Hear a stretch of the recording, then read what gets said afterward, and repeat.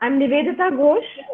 I teach sociology in Jesus and Mary College, and I extend a very warm welcome to all of you who have been able to join the lecture today. Uh, Now, all of us understand that these are extremely challenging times. To begin with, some of us are in lockdown, but that is not the challenge. The challenge is, I repeat, only some of us are in a lockdown.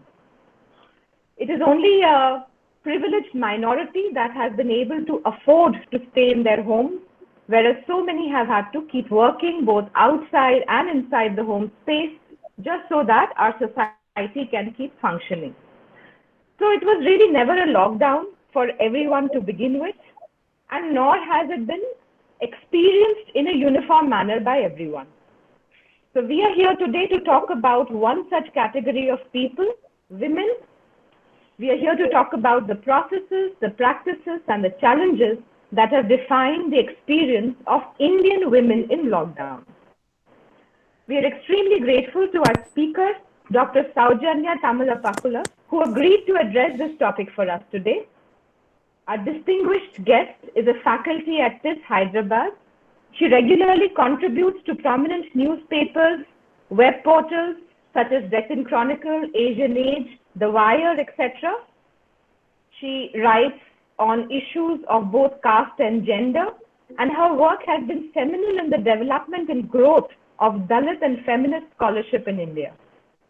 For today's talk, she will be examining the manner in which COVID lockdown has unraveled the intersectional experiences of Indian women.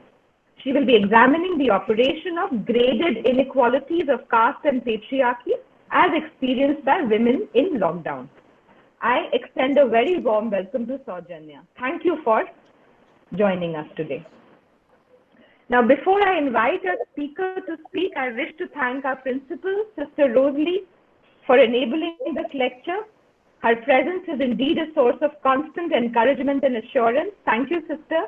I invite Sister and request her to kindly say a few words to all those present here.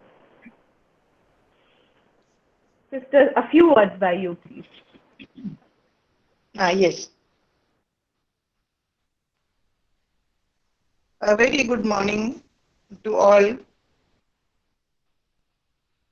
I'm happy to welcome the staff of Jesus and Mary and all the participants who are our own students and the others, the staff from other colleges, to this special webinar organized by Department of Sociology, JMC, in collaboration with IQAC of Jesus and Mary College on the topic Women in COVID-19 Lockdown and Intersectional Feminist Analysis. We are privileged to have with us Dr. Saujanya. Thank you so much, ma'am, for accepting our invitation to speak on this important topic. Our students and all of us will benefit much from your talk. Before we begin, let us spend a few minutes invoking God's blessings on each one of us and on the whole world, so that we are able to cope with this unprecedented situation of COVID-19 lockdown. We shall overcome every situation, including this COVID-19 pandemic, with the help or with the blessings of the Almighty, so that we are able to live a healthy and happy life. Look to the future with confidence. Life has changed for all of us. There is a lot of uncertainties, confusion, and anxiety in the world around. So many people lost their job. Unemployed youth are anxious about their future. We see every day the migrant workers desperately moving towards their hometown for safety. In the midst of all these, the life of women and children are challenging and are unimaginable. So many women and girls are still uneducated and illiterate, which make them vulnerable to all kinds of abuse and exploitation. We still need to focus on empowering young girls so that they are able to live a happy, healthy, and a dignified life. Education is a means of empowering for sure. I thank and congratulate the Department of Sociology, Dr. Jessie Philip, Dr. Nivedita, and her team. And we have Dr. Alka Marwa, Dr. Amita Motwani, Dr. Naveen and the technical team, and all others who helped to organize this webinar successfully. I thank all of you once again, and God bless you.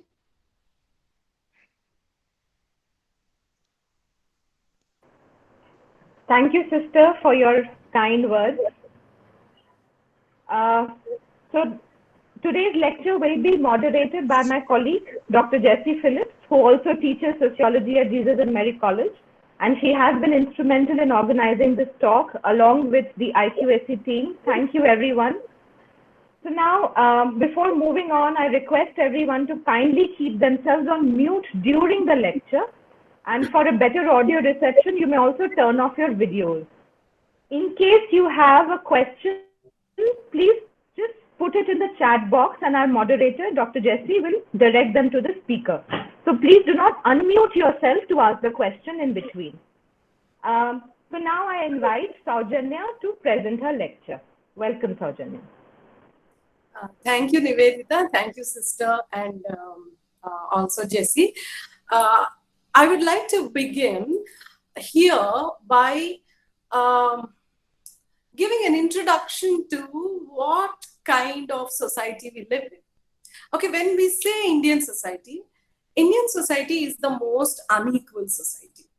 The term diversity that we keep using is a kind of euphemistic term that we use for these inequalities that are persistent in our society. And what are the major reasons for these inequalities that are persistent in our society? So, first and foremost thing that should come to our mind when we think about why there are inequalities in Indian society, the reason is caste inequalities that have been there in the society, and the kind of failure to address these caste inequalities is what shapes Indian society. So when we entered into the secular modern democracy, so we entered into a very contradictory status where we call this the secular modern democracy, but we are not yet modern, secular, and democratic. So democracy, when we entered, the ambition was to nurture it and live up to that democracy every day. Okay, so it was the beginning in order to nurture that democracy, and to begin with, we were not democratic, but we were only ambitious to become democratic. But once we entered into this democracy, the most important factor should have been correcting or acting out on these inequalities, but not really the the society as well as the state was not committed to work upon these inequalities. So why it is not committed to work upon these inequalities is like, it's very simple that, you know, if you have to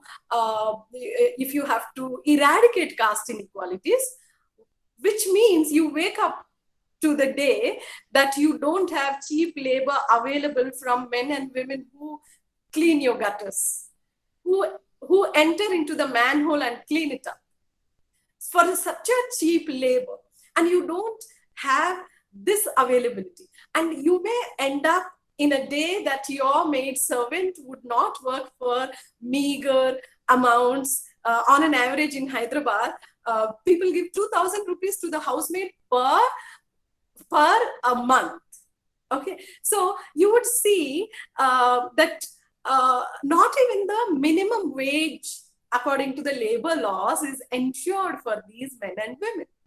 So people in India, even before shutdown, are living on the wages, daily wages, which are hardly adequate for their square meal. And there's no possibility, the moment the shutdown happens, the very next moment they become homeless, foodless, starving, you know. So they face all that because they do not have any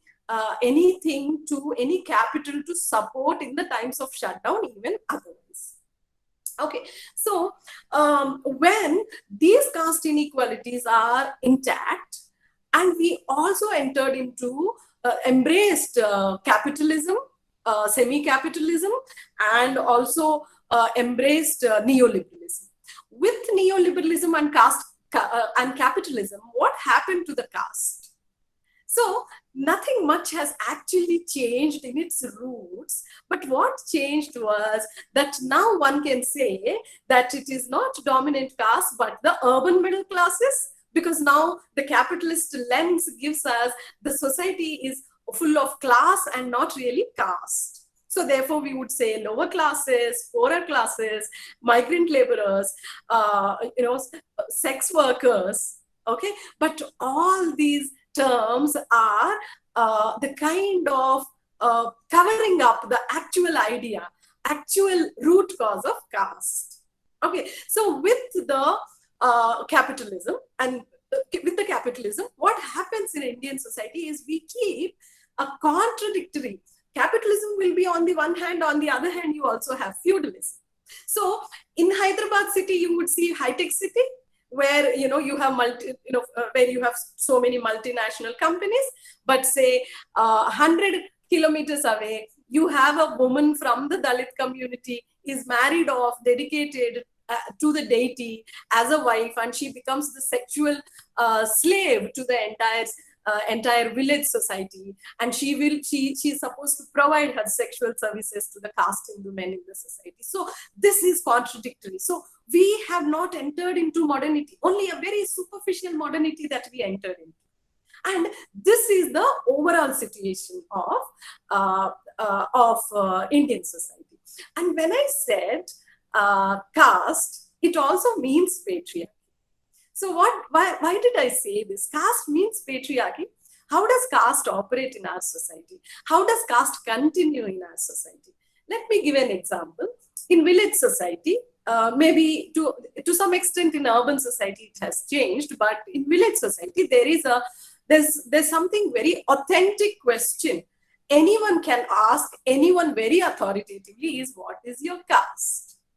So when they ask, what is your caste? It's an absolute question. Why did I say it is an absolute question? Because there is no escape for you. I mean, you may be an atheist, you may not believe in caste, you may, whatever it may be, but you being an atheist is your ideological position, but you belong to a community that your parents belong to. So you may be a Christian, you may be a Muslim, but if you are a Hindu, there is nothing called Hindu category. You must have caste. Okay, so you have to answer caste. You have to say what caste do you belong to. The moment I say, okay, I belong to this particular caste, what does it mean to say? How do I belong to this caste? How this caste identity comes upon me is that I meant that I have a father, and that not simply that father is my biological father. That father is the one who married my mother and ensured that I am born out of cohabitation between them and no one else. So this means that the patriarchal system of marriage and caste endogamous marriage is what ensures the continuity of marriage, continuity of caste system in the present scenario. In what other ways caste can continue, I'm not sure about this at this point in time, but presently this is how the caste continues to exist in our society. So therefore, it's also patriarchy. It's not simply caste. Caste and patriarchy are such interlinked concepts and such interlinked sociological structures. They won't be able to sustain in the same manner, with the same rigor, if they are not going to help each other.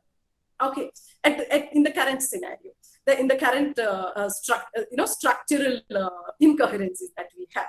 So in that situation, how women are placed, the moment when we think of women in Indian women, the first thing that may come to our minds is that a middle class woman, who's mostly middle class women are, housewives. So this is the image that comes to our mind. And when I say middle class, it's not simply middle class. As I said, it's a term that is covering up the actual caste identities. So middle classes in India are also dominant castes in India. Urban middle classes are also largely dominant castes in India. And these women who are stuck in marriages is what we always think of, remember, when it comes to the idea of what happened to women in the COVID-19 shutdown. But there are women, and all these women are placed in the caste structures, different caste structures. We don't have single caste, okay? We have different castes, and all castes sustain through endogamy. A system is also placed to continue this caste. So then women are also placed in different castes. So how do these, endogamous families continue is, so as long as this endogamy continues as a concept, the caste continues. So then women, when we think of women, women are married, women are, subjugated by husbands, is not the only image, only idea that we need to think about.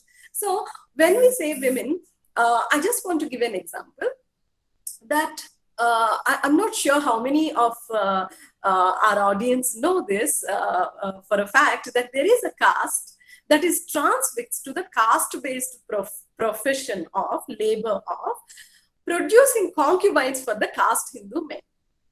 Then you can think that endogamy is broken. No, endogamy as a concept stays back over there. So the men and women from the same caste will get married, but men will act like pimps. Men and boys in the families are acting like pimps, and the women are legitimately a caste Hindu man has a right to take her as a concubine. Okay, so similarly, that a set of women in the Brahmin community or caste Hindu groups are positioned in a way that their sexuality is controlled. Sexuality is controlled and the mobility is controlled, and they are subjugated within the families. And there are also another set of women who are placed in the caste groups, namely Dalits, where they are even forced into religious prostitution. Okay, just as I mentioned earlier, why I said religious prostitution, here I'm not using the term sex work, because sex work, the term comes when the feminists fought for sex work is also work, and it can also be a choice. But here, it's not out of choice that these women are forced into religious prostitution. So they are forced to be married off to the deities and live like the sexual slaves for the entire village, whom I'm going to discuss a little later as well about their conditions. But women are placed in different intersectional positions as Dalit women, middle class women, or elite women, urban middle classes. So we have different sections of women, in COVID-19 facing different issues, different kinds of subjugation, violence, and even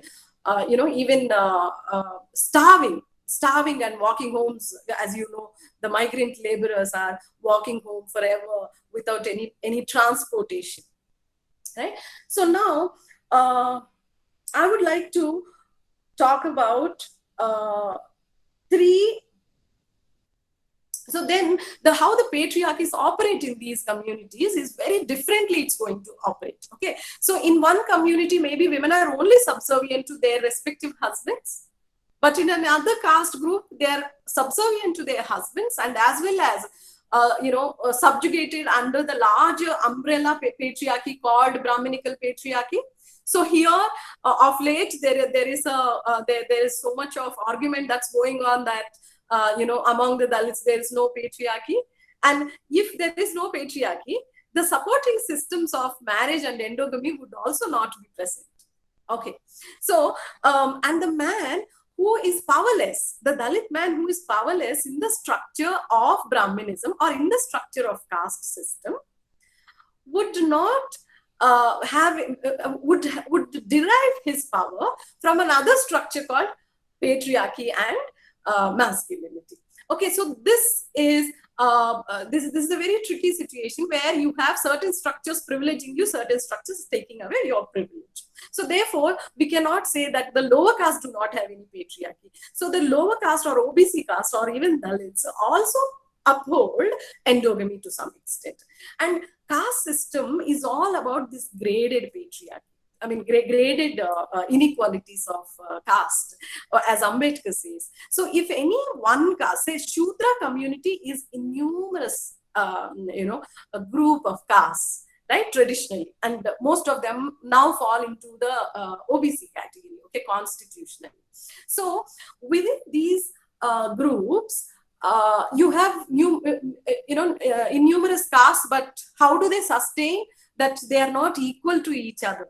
Graded inequalities means no caste believes that it is equivalent in its status with another caste. Okay, so every caste is either superior or inferior to the next caste. Okay, so either each caste will have to nurture contempt or reverence for the for another caste, which according to the caste hierarchies placed in the system. Okay, so that's how that if two communities, two caste groups believe we are absolutely equal, they may actually unify and become a larger group, and that caste system would not let you become like that. So caste system is all about how so structurally it is placed, its continuation, its a sustenance, right? So in this, I would like to talk about COVID-19 shutdown with the framework of what existed prior to the shutdown is what surfaced more tangibly after the shutdown. So this is the framework I'm going to use. So I would like to begin from margins and then come to the centers. So I would like to begin with trans women. Okay, so trans women in Hyderabad, I've been very closely working with. With shutdown, what happened? And prior to shutdown, what happened? So this is very important here to understand. So prior to shutdown, any time, the state has given enough reasons for the trans women never to trust the state.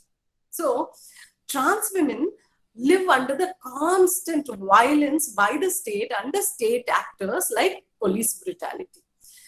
Because due to the social stigma that operates against them, they have only two choices. One is to beg for their livelihoods or do sex work. And these women are brutalized many times on the roads in the nights when they are doing sex work. And so therefore, how trans women live in our society is that they do not register their identities with any state body, which means They do not have any Aadhaar cards, ration cards, bank accounts. So they have never registered anything, any of their identities, because you know that state has given enough reasons for them never to trust that state, never to take any help, because you never know when they are going to be dumped as, you know, no citizens or less citizens and going to be thrown into detention centers. Even otherwise, all of us were under that kind of a tension before COVID-19 shutdown with NRC and NRP, CAA. What happened was, none of us know whether we are the citizens of this country, rightful citizens of this country. It was the state who said, we will decide whether you are fully citizens, half citizens, or not citizens at all. So that was the petrifying situation that that existed prior to shutdown. So once after the shutdown, the government said they were going to distribute dry ration to people. But in Telangana, there's also this rule that whoever has not accessed ration for a couple of months, their ration card is blocked. So many people actually do not have ration card, and those who come from other parts of the country for working here as wage laborers, they also do not have any ration cards, and trans women do not have ration cards, so ration has not gone to them. Thanks to some social workers, they have provided dry ration to trans women, but still the situation was really scary because some of them were caught up in red zones. There was no travel, no conveyance to go to give them ration because you know, they don't have any bank accounts, and some of them were caught up in the outskirts of the city where police are not ready to open those borders for any one of us to go. So this was the condition this was the condition during the shutdown. So then with the dry ration, their issues were not solved, because as you know, now they have totally lost their livelihood completely. Even the shutdown may be lifted up, but they can't do the kind of work, the kind of livelihoods that they have, like something like begging or and sex work. They cannot continue in this scary situation. So then a group of women, actually large number of trans women were also HIV positive cases, unfortunately. And they again have not registered themselves in the government hospitals. So most of them actually buy antiretroviral drugs from the private hospitals on their own. When after the shutdown, the private hospitals got closed down and antiretroviral drugs were not available. So ration and not even money was going to solve their issue. So at that time, a trans woman activist based in Hyderabad, Vaijayanti Vasanta Mogi, filed a bill that has given certain relief, but at the ground level, still issues are there. So through the bill, requested the government to provide ration for those who don't have ration cards. But still, antiretroviral drugs was a big issue. And the government hospitals were not ready to take any new cases after the shutdown. Okay, only the older cases to whom they were continuing to give the antiretroviral drugs. So these kind of issues were persistent. And when I met one of my acquaintances, who is a trans woman leader, so they are called gurus of Havelis. So she said something very, very moving, touchy, but it's also extremely important for our discussion. So what she said was that they were all migrant laborers, but they don't have homes to go back because their homes are not open for them. And they're also laborers in the sense they do sex work, and sex workers are not considered to be laborers. And finally, she said, people talk about mother's love, but we are the people not even loved by our own mothers. Okay, so here it's why I said it's very important for our discussion is that the concept of motherhood in our society is highly Brahminical. So what happens is that when we talk, like on the one hand, we glorify motherhood, but even that glorification is very very much constructed by that Brahminism, that suppose if a woman, sex worker mother is not the mother that we are praising. The mother we are praising is the mother who is married to the father and doing seva both to the husband and to the children. So that's the mother who is glorified, not the mother who, not the woman who gives birth to a child without the father, without, out of wedlock. So that concept itself is very sociologically constructed. Who can love who and who can praise who will be glorified as a mother. Similarly, similarly, a mother will not love a child if the child is not, it's least likely that a mother loves a child who is non-compliant, non-conformist to the family values. And family values again are constructed by caste and Brahminism. Okay, so coming back to my discussion on women, I would like to talk about Jogini women. Okay, so this is another community of women I have been closely working with. This particular tradition of marrying a woman, Dalit woman, to the deity and making her a sex slave to the whole village has not necessarily originated from Brahminism or Brahminical Hindu texts.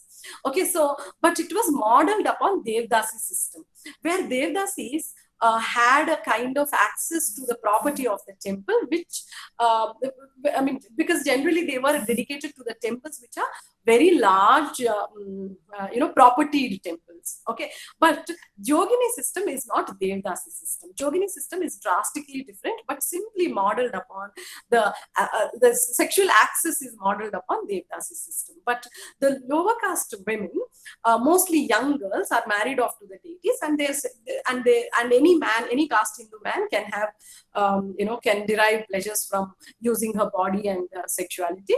But for her livelihoods, again, she has to beg alms in the village. So this system came with the OBC dominance in the villages. Beginning of the OBC dominance in the villages. So that is also again caste. It is caste-based system.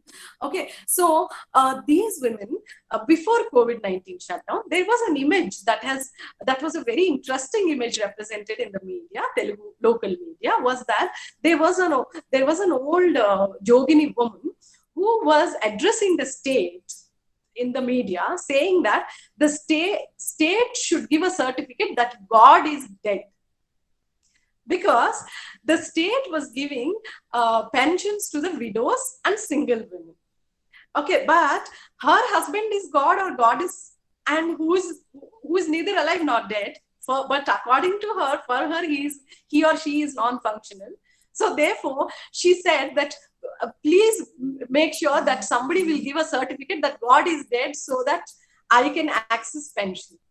So they are living with no pension, no state benefits, and before shutdown itself. And now imagine after shutdown, and they can't beg for alms, and their condition has deteriorated way too far, I would say. And why here the state is not taking any action against such practices is because the state is also, to a larger extent, is patriarchal. Okay, so the state is not a non-patriarchal or secular state completely. It's a patriarchal state after all. So women very recently got the right to say be single mothers and all. Otherwise, a state also asks you, what is your father's name? What's your caste name? The caste name, though, we can think about that a little later, because caste name is asked also because the provisions of reservations and all.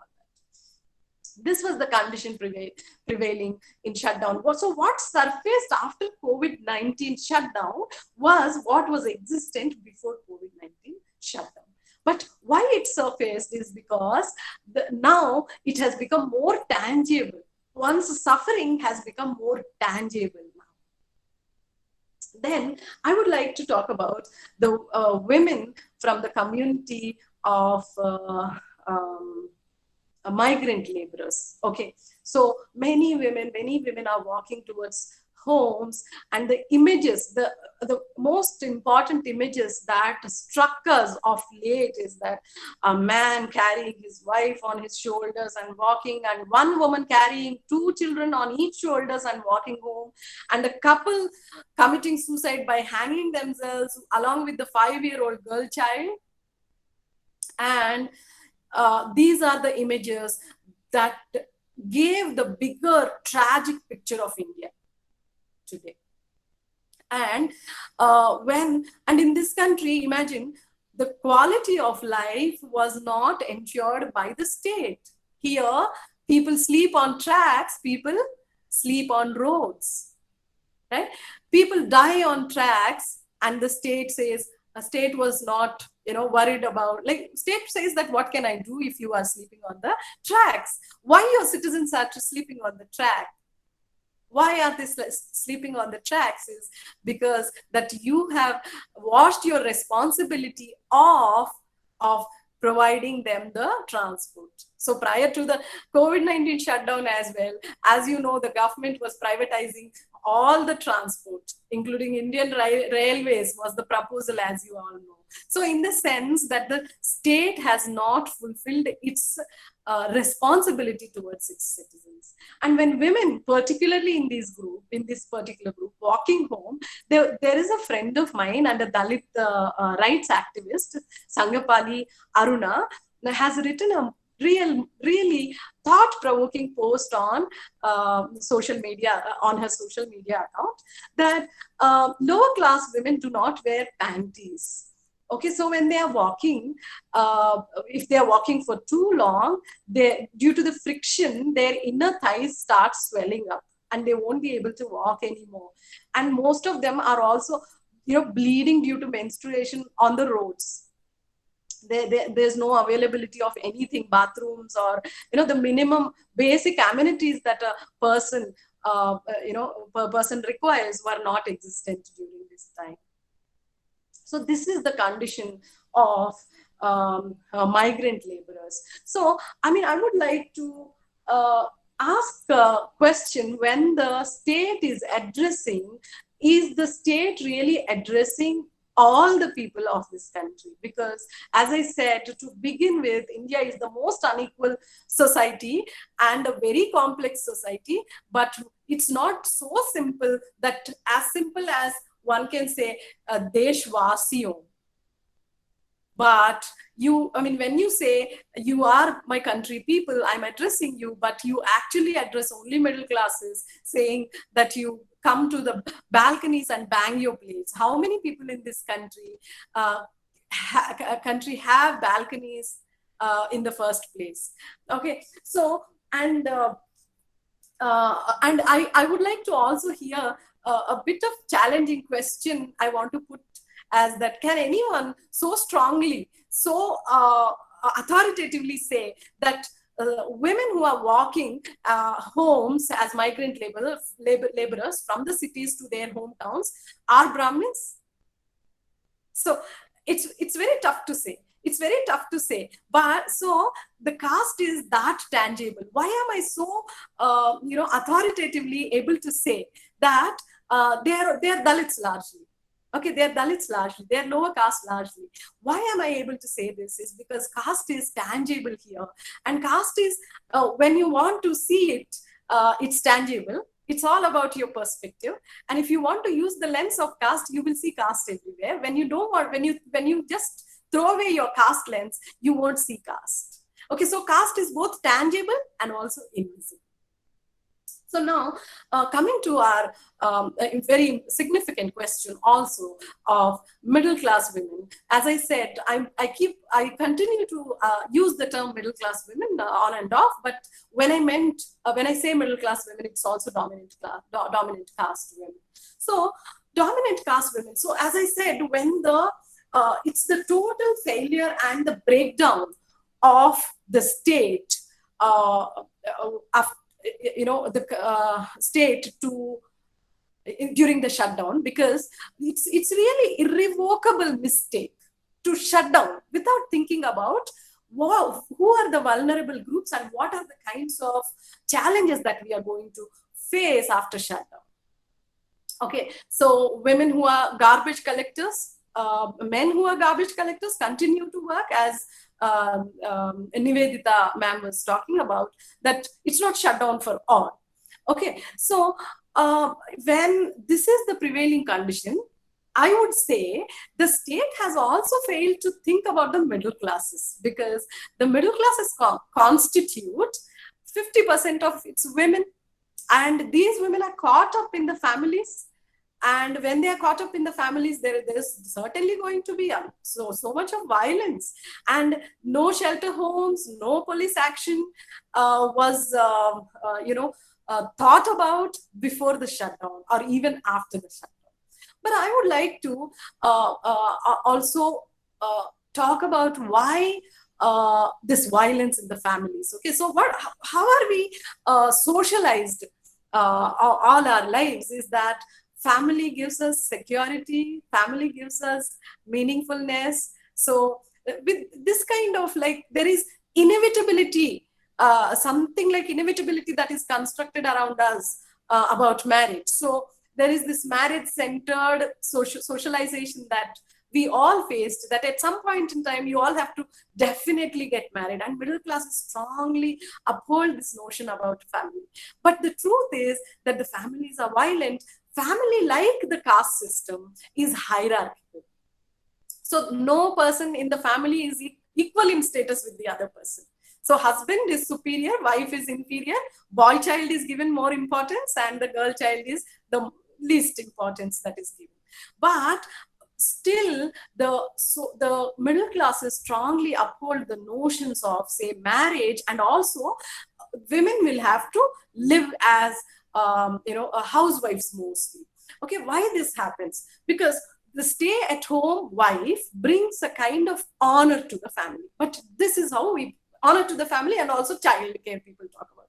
Like, if an educated middle class wife, as we know in India, the middle class education curve is going high, and the entry into workforce is falling drastically down. Okay, abysmally low now, the number of women who are middle class women who are into workforce. So what is the reason? So on the one hand, yes, capitalism and privatization, all that has contributed to women withdrawing from the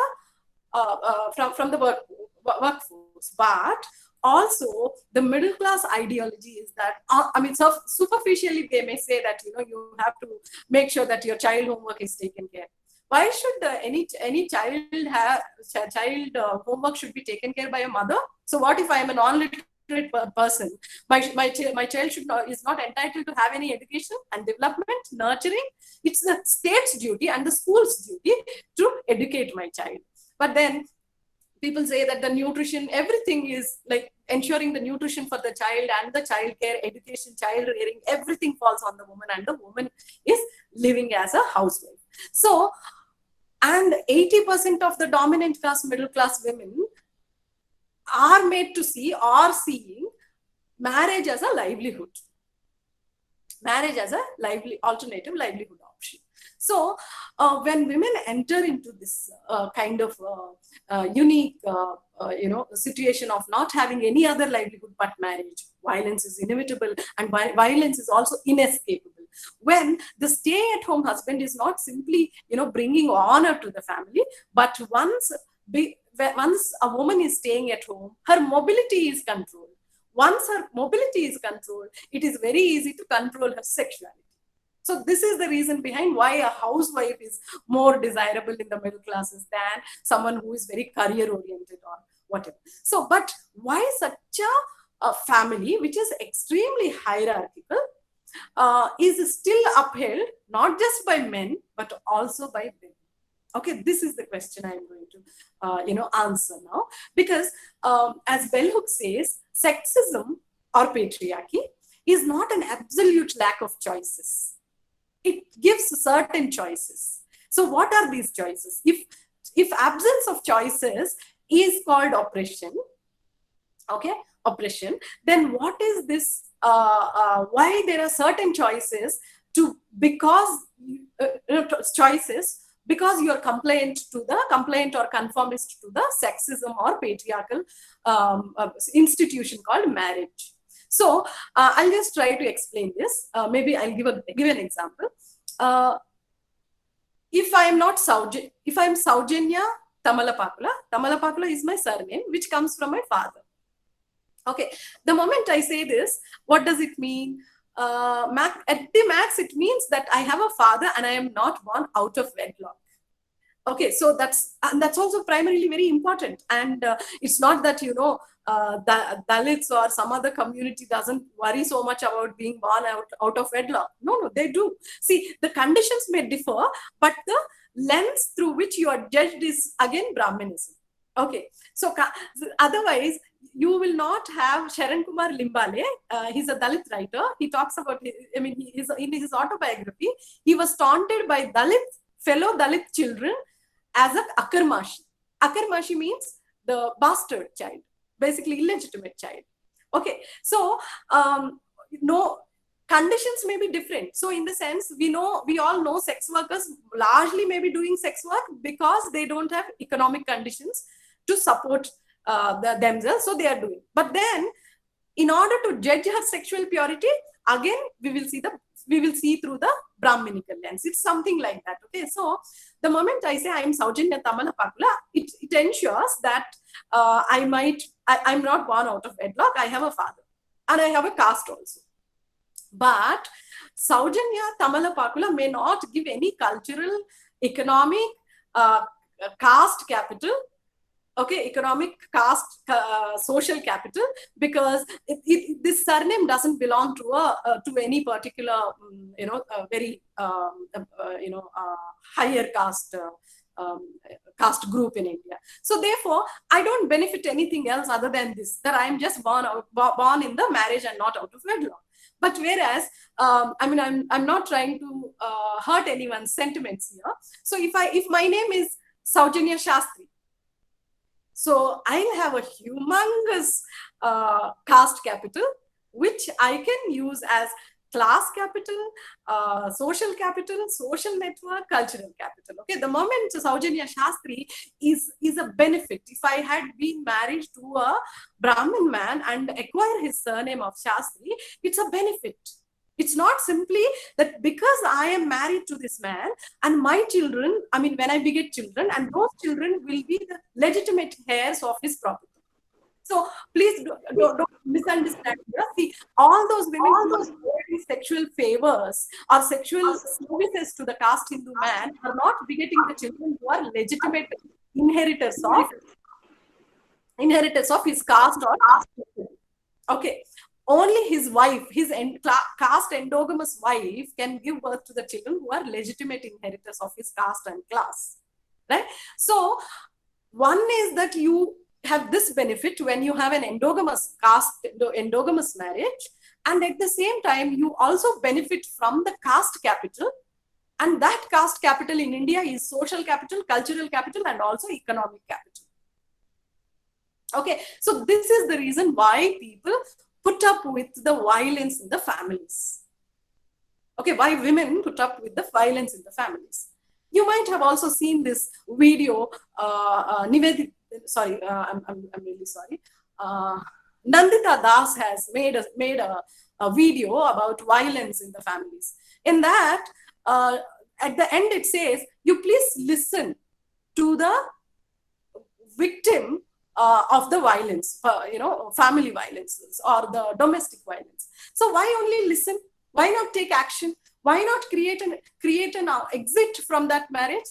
Because exit from that marriage means so much. Means that losing the caste capital, cultural capital, and also support from the parents. So again, when we say parental love, parents will not love the woman who comes back from the marriage, disposing her marriage.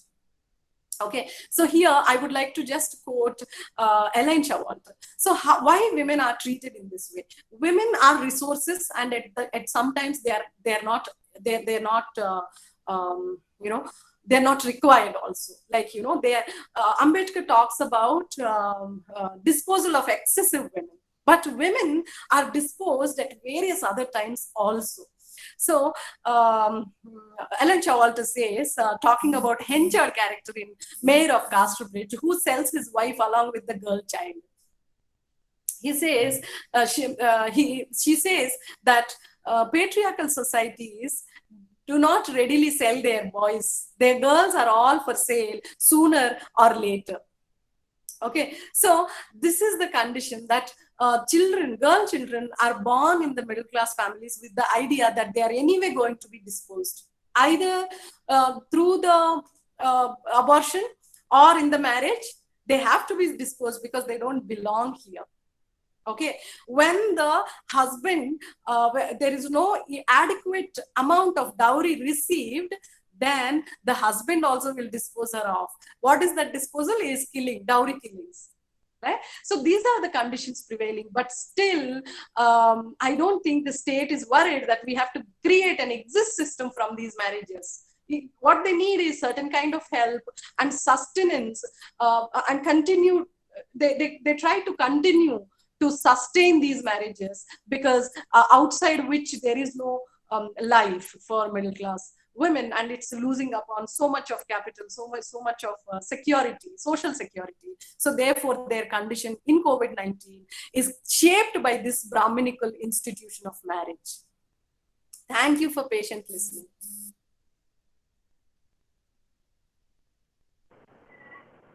Thank you, Saujanya. Jesse?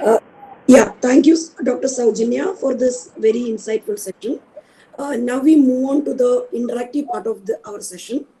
So I will be paraphrasing a few of the questions we have received. First question is from Anuprita Chatterjee. What is the condition of non-closeted LGBTQA in their homes during lockdown? Yeah. Saujanya, could you hear the question? Yeah. Jesse, can I start now? Yeah, yes. So, as I said, what happens in a family, how do we understand our families, is that family has a pre-constructed positions in the family. In the sense, you can either be a wife, daughter, mother, you can't be anything so drastically different, right?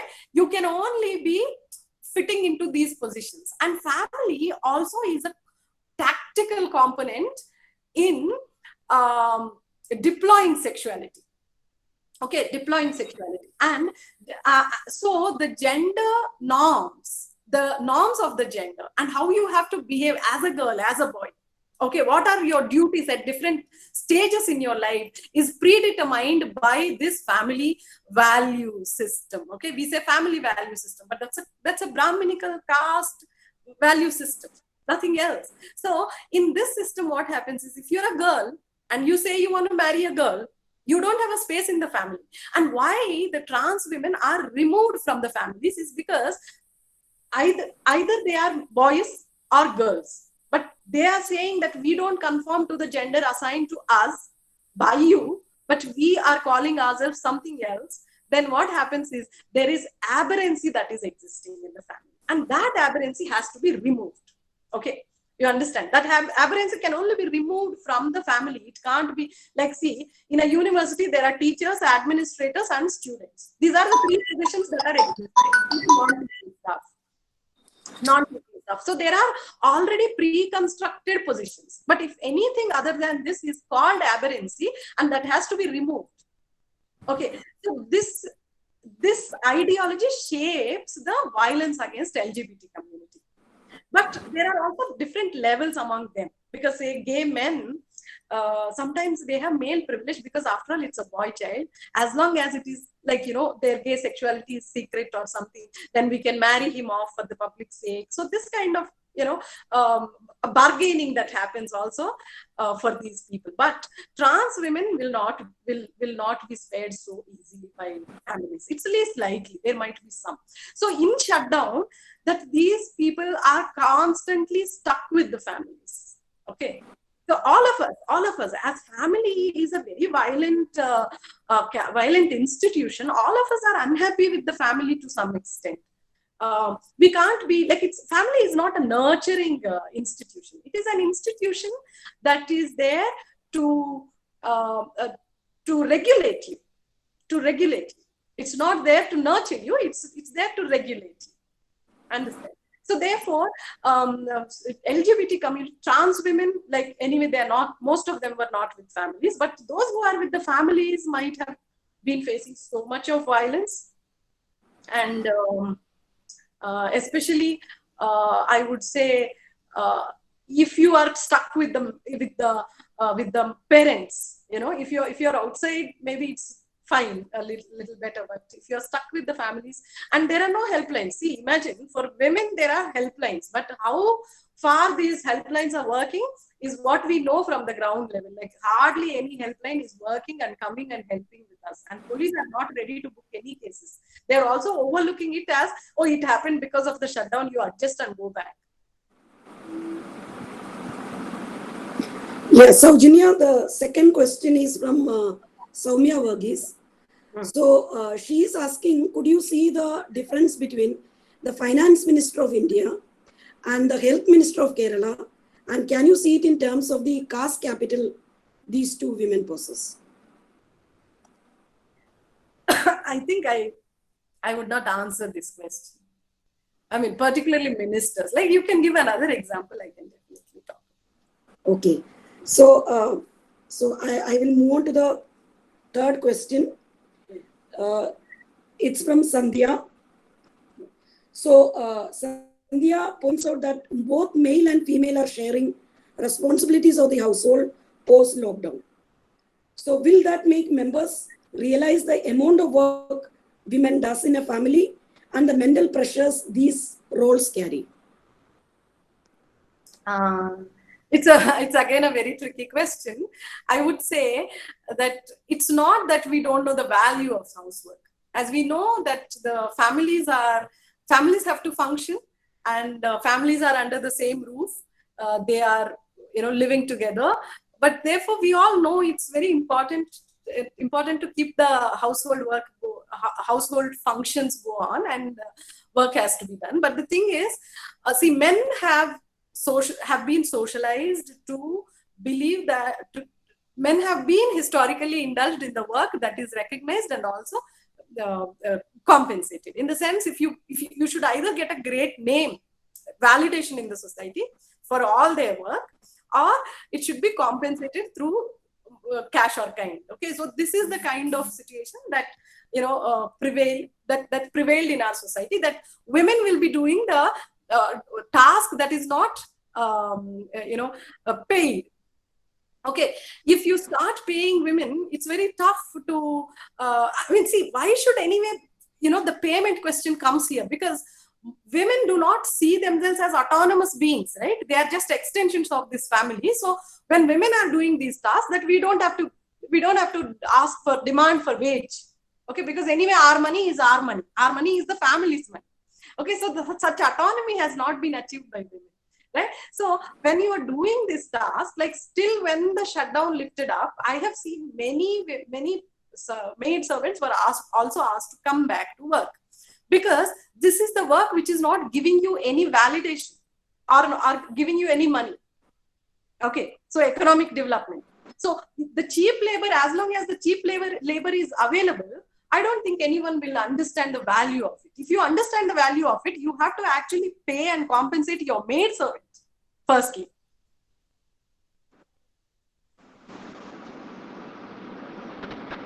Saujanya, the next question is from Simran Tom. What is your opinion on the removal of crucial labor laws in state like Uttar Pradesh, and what will be the result on different types of workers? Yeah. See, one is, the law is always important for the framework, okay? Whether it is going to be implemented well or not depends on the moral conscience of the society. Moral conscience of the society and the commitment of the social actors. So once the law itself is removed, the state itself has exacerbated the condition of laborers. Okay, so we all know that according to labor laws, we have to pay this much, and we cannot exploit their labor beyond 8 hours, all that we know. But to our maid servant, we may not pay the minimum wage labor per day. We don't. But once the state itself takes it back, then then there is a legitimate exploitation that they are enforcing in the society, and it's mere extension of that feudal side of the state. The state is, as I said, is not simply a technocratic state. State is patriarchal, sexist, feudal, and also casteist.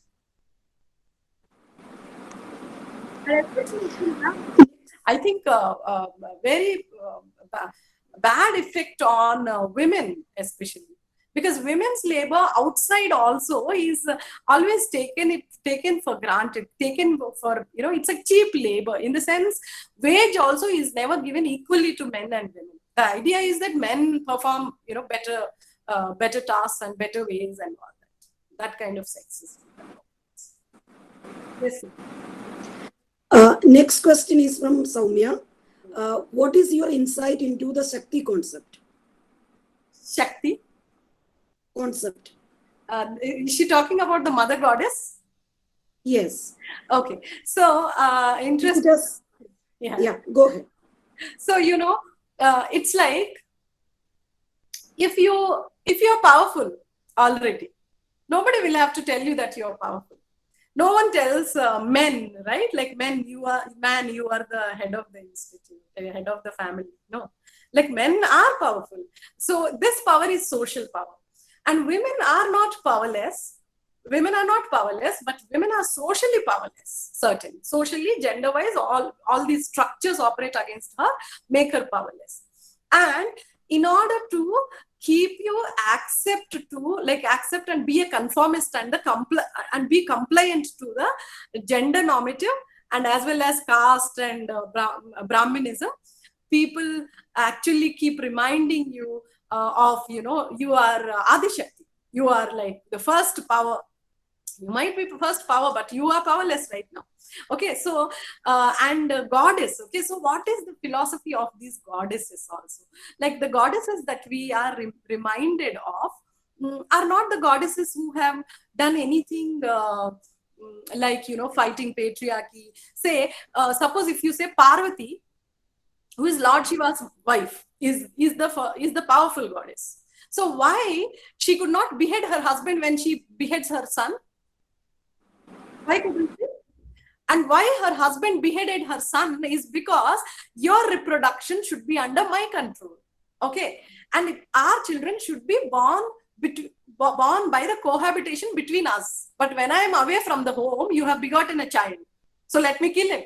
So that's what the Lord Shiva has done. So why this Adi Shakti, or the ultimate powerful mother goddess who can kill anyone, could not kill her husband?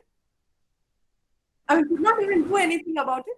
So, which is again trying to say, how much ever powerful you are, you should be subservient to the Brahminical values and the family system. And your husband is your god. You may be Adi Shakti, but your husband is your more powerful god than you. So you will be subservient to them. And that's why it's very problematic to say, like, one is that it is very Hindu way of saying it, right? Like, say, mother goddess as a powerful figure and bloodthirsty mother goddess doesn't exist in other philosophies. Like, say, Christians, you can't like also enforce on all other people that, this is where we get to know that women are powerful through Durga, Kali, and even the local goddesses like Kattamai Samma Pochamma and all that. So it's one way it's kind of Hinduizing other feminists and all. And secondly, it is also problematic because you are not ultimate powerful person. Okay, you are subservient. It's like by saying that you are powerful, putting you on the pedestal, they will also ask you. Power means also, power to stoicism. Like if you are God, you will be crucified also, right? So if you are so powerful, you should have so much power to endure all the violence that I will enforce on you. And this is the philosophy that is carried, inflicted upon our brains. Okay, so because I'm Adi Shakti, I can take as much beatings from my husband. Okay, men cannot take it. Or is it? Is it? No. Right? So power to stoicism also is connected to that Adi Shakti philosophy. So one should be very careful when somebody is inflicting this kind of ideology on us. Okay, so I think we can take two more questions. So the next question is from Abarna Sharma. Kindly throw some light on menstrual taboos, caste and untouchability in India. Okay. So menstrual taboo, when I first heard about menstrual taboo, I was maybe a university student or even beyond that, like I might have even finished my PhD. And menstrual taboo is not existent in all communities. I never faced any menstrual taboo. I didn't know. In fact, like I was treated very warmly by my mom during menstruation, especially because you know you are not. You feel some kind of pain and irritation during that time. So menstrual taboo is the menstrual existent in the caste Hindu society, because Savarnas, caste Hindu communities, and also Brahmins, they follow menstrual taboo because during the menstruation, it is believed that you are suffering the defilement, okay, defilement, or what you say, pollution. Okay, so women, it is placed among them to say that women are inferior gender, for sure, inferior sex, powerless sex, for sure, and that was the reason. And then during these 3 days, 3 days or 5 days, she is made to sit separately, and she can't touch her husband or sleep next to her husband, and all these taboos are there. And these taboos are primarily to, it's basically to express a sense of that we are touchables. You know, see, we are touchables, we have caste purity, and that caste purity is at times defiled by the menstruation of the woman. So therefore, we try to deal with that defilement. Okay, but those who are permanently untouchables do not have any defilement. They are by birth defiled, and after that death also they won't be able to get rid of it. Okay, so it's a kind of Brahminical sense of superiority expressed through maintaining certain rituals. Okay, so suppose if a Brahmin man, his father dies, okay, so he suffers defilement and he will not enter the temple for 15 days. He will not enter. That will not make him an untouchable. What makes him, I mean, what is that going on over there is he's expressing his sense of ritual purity, which is extremely high when compared to anyone else in the whole caste system, and he is trying to maintain that ritual of not entering into, like, you know, observing temporary untouchability, because it's a temporary untouchability, and permanently you are touchable and permanently you are pure. Okay, so when you only say that small defilements are erased, then you are permanently touchable, right? So therefore, it's not necessarily across all caste people observe menstrual taboos, but menstruation may be an issue for, like, it might be experienced by different women in different ways. Next question is from Ajit. Would love to hear your thoughts on the intersectionality of gendered labor relationship exchanges within the households during the lockdown. How does the labor of a lower caste / class woman during the pandemic structurally different from that of a upper class caste woman? So these two questions together. Yeah, connected questions, yes. So the first one is, when people are exchanging their people are, allocating their roles, there is one interesting observation I have seen. I wanted to also speak about it. So mostly cooking is women, cleaning or washing is what men are taking up and all, in some middle classes. Okay, so but why should any work be strictly assigned to someone? Okay. It's again caste. I mean, when you see the philosophy of caste, that it's not that there won't be anyone who will be doing certain works. Okay, say there is a potter caste who is making pots. All right, but the problem is you cannot transfix a community to do that. Okay, so that's the problem. It's not that producing pots is a problem. Okay, and also you are extracting cheap labor by saying that it is your duty by being born in this caste to make pots or to clean toilets. Similarly, in the families also, like why not, different dishes will be made by different people and we all sit down together. But, strictly some tasks are given to women and some tasks are taken by men. Okay. And equally, it is not, we can't say equal distribution of labor is happening. We really can't say that. How do we know? Are we taking any, any consent, like any survey of who is doing what in the families? No, families are left to regulate themselves by the state. Okay, because it's in a modern sense, the idea is family is a private space. Okay, and during the lockdown, a very important problem is that every family is saying family is a private space and don't intervene and don't penetrate into it. And the man is beating the wife, but still it's a private space. Okay. And family should not be a private space, but the overall ideology is private space. Okay. So recently I saw one discussion on the social media that there is this woman who doesn't want to cook eggs because she's a vegan, but her husband is saying, no, you have taken up the task of cooking and I said I will clean, so you have to cook eggs for me.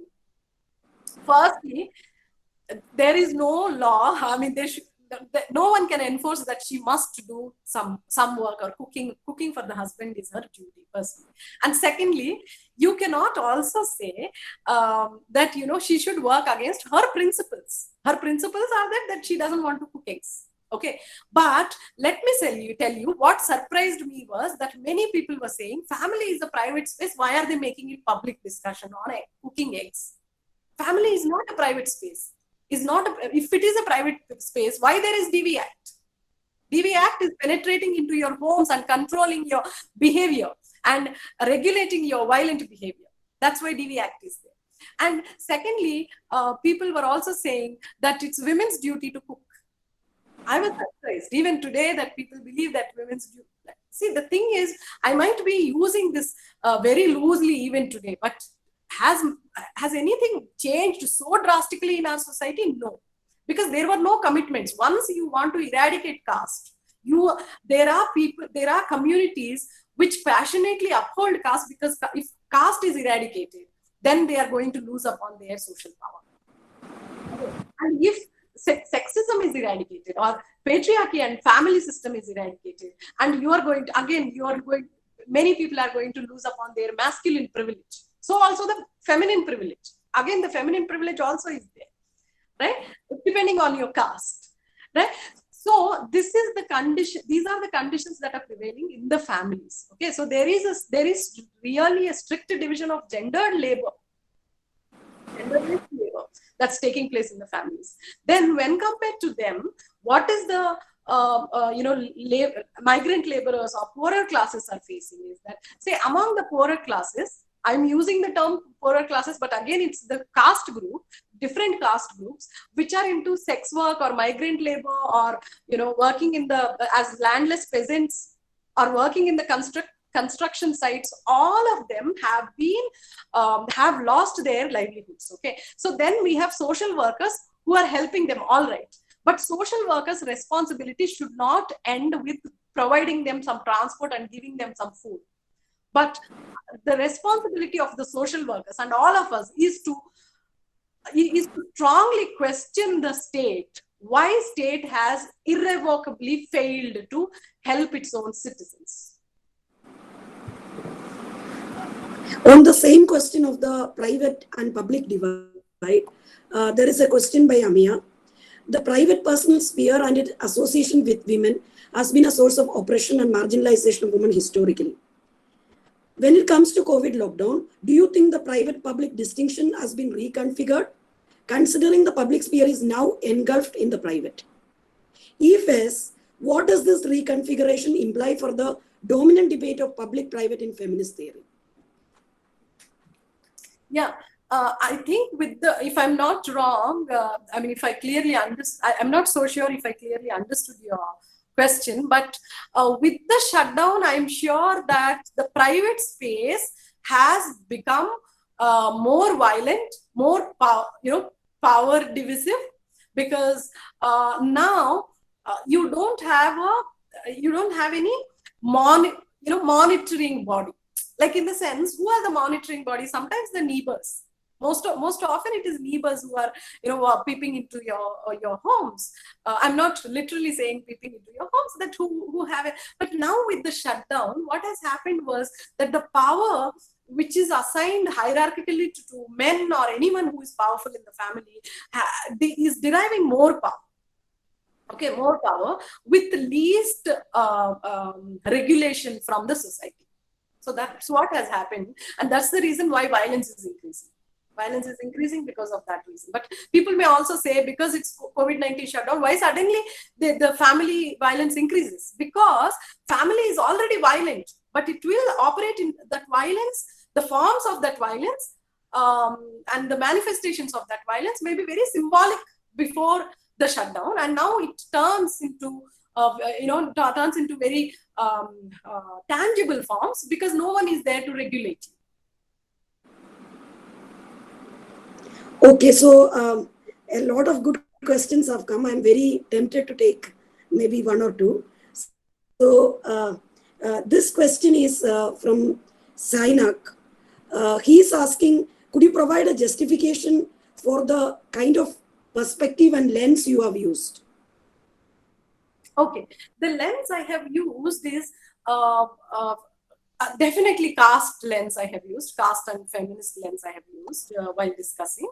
And the justification is what I was largely trying to imply is that COVID-19 shutdown has not done something drastically shocking and different from what existed prior to shutdown. Okay, so for 70 years, the Indian state, which is not committed to eradication of caste is eradication of inequalities. Okay, and suddenly had to face something which also came to them as a shock in the name of shutdown, and the social reality that was covered up, covered up intentionally, has now surfaced and became very visible to us and clear to us and tangible to us. And that is the problem that we are facing today. So therefore, I use the caste lens, and my justification is, I would invite you to challenge me saying that the women walking on the road are Brahmin women. You challenge me if you think that caste is not the lens that I can use here. Okay, next question is from Kasa, but he is arguing that all the issues you talk about, especially violence, domestic violence and other violence, are spiraling out not only in Hindu society, but in predominantly Christian society in Europe. So these laws there are not based on a Brahminical system. So how do you then justify your use of the... Yeah. So when I began to say caste automatically means patriarchy. Why? Because caste and patriarchy are interlinked. In the sense, if patriarchy is not there, for the functioning and sustenance of caste, there should be another structure which we don't know, maybe matriarchy, right? But patriarchy will continue to exist even when the caste is not there, right? So in the societies where there is no caste, patriarchy exists, but patriarchy there operates with the help of another structure like race or class. In the West also, you have racially homogeneous marriages. What is the passion behind upholding racially homogeneous marriages? Is to continue the racial superiority, right? So there also certainly the patriarchy operates, but the structure, the manifestations of it, and also the internal structures will be very different. In the sense, do you really think the stigma of giving birth to a child before marriage is as bad as in India when it compared to other countries? Not necessarily. Not necessarily. Like some countries may still accept premarital sexuality and can still be very patriarchal. They may not kill a girl who begets a child out of wedlock, but you have a society where the girls who are impregnated, enforced pregnancies, they are also killed. And you may not have sati in the West. Okay, so what I'm trying to say is, see, the existent current scenario is the intersectionality of caste and gender in Indian society, and that too because largely it is Hindu community, that the Hindu is a hegemonic community in India. But that doesn't mean patriarchy will be totally zero elsewhere, but those patriarchies may totally be also different from our community. We will not have sati over there. Then I will call sati Brahminica. Okay, I will call sati Brahminica. And you have also countries where only 40% of people are getting married. But in India, you know the percentage of people who get married. You will be shocked. Okay, next question is from Reni. He's asking this question in the context of what is happening in the US with the death of George Floyd. Is there an attempt in India to consider the COVID deaths of all the poor, mostly belonging to lower caste, as martyrs? So is there a politics of erasing the identities of caste, of death of these people in the name of martyrdom? In the name of? Martyrdom. Okay. It's a little complex, but see, the caste violence also increased a lot in shutdown. Okay, so many SC/ST atrocities cases are getting booked or at least going to the police station. Okay, so violence against Dalits was kind of steeping in very in very different manifestations and all that. But largely we are talking about violence against women, but violence against Dalits is also taking place in the villages and all, because now it's shutdown time and there is more privacy, more secrecy, that all that. And this is also time where people come out to take revenge on lower castes when they refuse to perform certain tasks and all that. Okay, so the last question, we are at the last question, is from Mahima. Could you comment on the role of community in terms of, I repeat again, could you comment on the role of neighborhood in intervention in cases of domestic violence? Yeah, see, role of, it's very idealistic to say that, neighbors should regulate the violence situation during the shutdown, because how can the state wash its responsibility off from totally of women's violence in the neighborhood? See, the thing is, the moment you say neighborhood also can be very complex, right? Very complex, that you have people who strongly uphold the notions of that private husband is beating the wife, let us not interfere. Can you change that? So if you have to change it, you have to change the very principles and the ground realities, social realities of the society. And we have not done that before. Suddenly with the shutdown, we can't do anything about it. So neighborhood, they're saying you be vigilant and you, but I would say that the state, it has to be made responsible for the safety and security of all its people. Here I'm using the term people because citizen is very scary term now, because they are saying that we don't know whether we are citizens or not. So I'm saying everybody, because the right to life and the right to live with dignity is not the constitutional right. It's the international right. It's an international right, international declaration of human rights. So all of us, by being born as humans, we have right to live with dignity, free from violence, and right to life.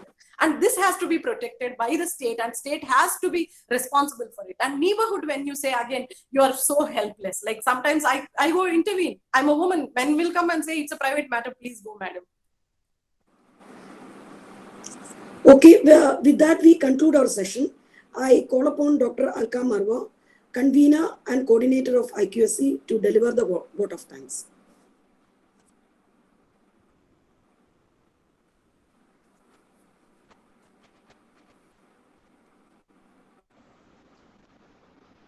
Alka ma'am? Alka ma'am, you are on mute, ma'am. Alka ma'am.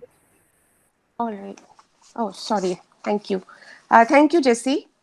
On behalf of IQAC and principal, Jesus and Mary College, I would like to extend my heartfelt thanks to our speaker, Dr. Saujanya, for throwing light on the plight of Indian women amidst the dichotomies present in our social structure, predominantly defined by caste, religion, patriarchy, and capitalism.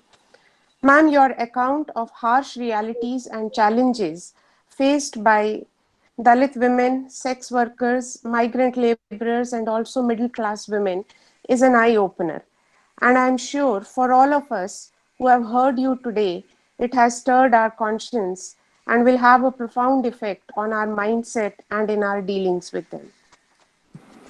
Next, I have the pleasant task of thanking the webinar committee for organizing the seminar successfully.